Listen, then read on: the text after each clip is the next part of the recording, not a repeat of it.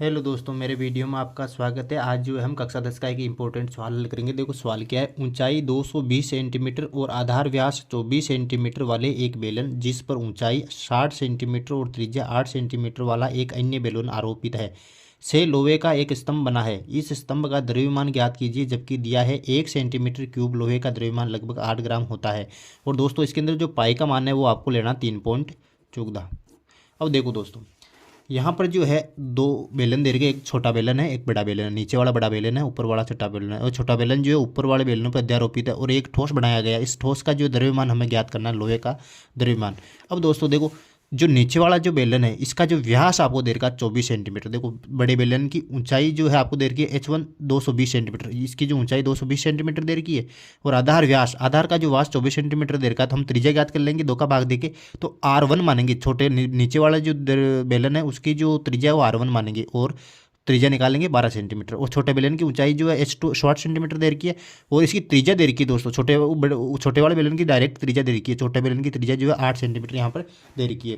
तो ये कह रहा है कि इस स्तंभ का द्रव्यमान ज्ञात करो। तो देखो स्तंभ का द्रव्यमान ज्ञात करेंगे हम। देखो स्तंभ का द्रव्यमान, देखो स्तंभ का द्रव्यमान कैसे ज्ञात करेंगे दोस्तों। बड़े बेलन का द्रव्यमान प्लस छोटे बेलन का द्रव्यमान, यानी कि बड़े बेलन का द्रव्यमान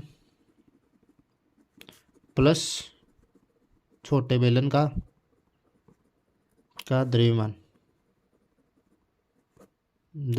अब देखो दोस्तों, बड़े बेलन का द्रव्यमान क्या होगा। देखो सूत्र होता है बेलन के द्रव्यमान का पाई आयतन और एक ही बात होती है पाई R1 square H1 plus pi R2 square H2। दोस्तों यहाँ पर H2 इसलिए ले रहा हूँ कि छोटे बेलन की जो ऊंचाई H2 मानी है मैंने, और छोटे बेलन की जो त्रिज्या R2 मानी है, और बड़े बेलन की जो त्रिज्या R1 मानी है और जो ऊंचाई है H1 मानी है दोस्तों। अब देखो दोस्तों यहाँ पे, अब देखो यहाँ से मैं पाई कॉमन ले रहा हूँ, इसमें से जो पाई कॉमन ले रहा हूँ दोस्तों, ये पाई कॉमन ले रहा हूँ मैं दोस्तों। ये देखो R1 का स्क्वायर H1 हो गया, इधर इधर जो R2 स्क्वायर H2 ये हो गया, यहाँ पर ध्यान रखना।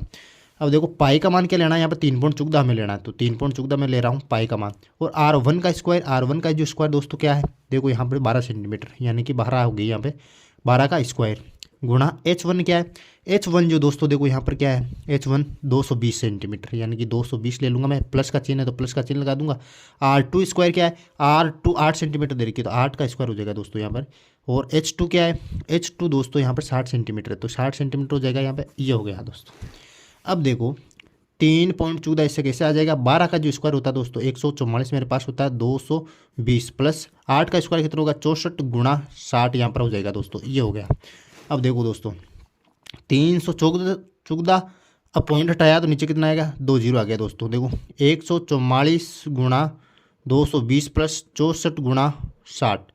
अब देखो दोस्तों 314/100 नीचे आ जाएगा, ऐसे कैसे। अब 144 और 220 को मैं गुणा करूंगा तो मेरे पास आएगा 31,680। 31,680 आप गुणा कर सकते हो इन दोनों को, तो आएगा 31,680। और जो मैं 64 को और 60 को गुणा करूंगा तो मेरे पास आएंगे 3,840। 3,840 इन दोनों को गुणा करने पर मेरे पास ये आइए दोस्तों। अब दोस्तों मैं इन दोनों को जोड़ दूंगा, इन दोनों को जोड़ने पर आएगा मेरे पास 314/100। इन दोनों को जोड़ूंगा तो आएगा मेरे पास 35,520। अब दोस्तों देखो यहाँ से एक जीरो यहाँ पर कैंसिल हो जाएगा, तो अब बचा मेरे पास 314/10 कोष्टक 3,552। अब क्या करूँगा 314 को 3,552 को मैं गुणा कर लूँगा। अब जो दोस्तों इन दोनों को जो वो गुणा करूँगा तो मेरे पास आएंगे 11,15,328। 11,15,328 मेरे पास आएंगे। नीचे आ जाएंगे ये, यहाँ से 10 आ जाएंगे नीचे, यहाँ पर आ गए 10 दोस्तों। अब एक के बाद पॉइंट लगा दूंगा मैं, तो आएंगे मेरे पास 11,15,302.8 सेंटीमीटर क्यूब आया मेरे पास इसका कुल द्रव्यमान।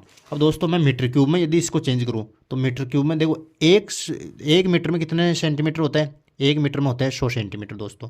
तो देखो 1 मीटर स्क्वायर में कितने होंगे, 1 मीटर स्क्वायर में जो सेंटीमीटर होंगे 2 जीरो लगा दूंगा दोस्तों, मैं 2 जीरो लगा दूंगा तो ये 2 जीरो लगेंगे।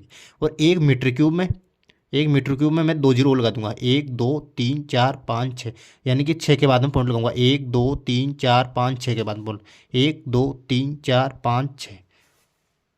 तो ये किस में चेंज हो जाएगा, मीटर में चेंज होगा, तो ये आएगा 1.1538 मीटर क्यूब में आएगा, लगभग आएगा दोस्तों, ये लगभग के अंदर आपके जो आंसर आएगा। अब ये बोल रहा है कि 1 सेंटीमीटर क्यूब, यानी कि ये बोल रहा है 1 सेंटीमीटर क्यूब किसके बराबर है, 8 ग्राम के बराबर है 1 सेंटीमीटर क्यूब। तो 8 ग्राम के बराबर होता है तो आप ग्राम में भी ज्ञात कर सकते हो दोस्तों। इसको जो है 8 से गुणा कर लो आप, 1.11538 को 8 से गुणा करोगे तो आपके पास ग्राम में उत्तर आ जाएगा। तो इसको 8 से आप गुणा करोगे तो दोस्तों आपके पास जो है लगभग उत्तर आएगा 892.4 के लगभग जो उत्तर आएगा दोस्तों। अब इसको किलोग्राम में बदलना चाहो तो आप 1000 का भाग है इसमें दे देना दोस्तों, ये जो है आंसर आएगा। Very simple. अगर मेरा ये वीडियो आपको पसंद आया तो please like share and comment. Thank you and don't forget to subscribe.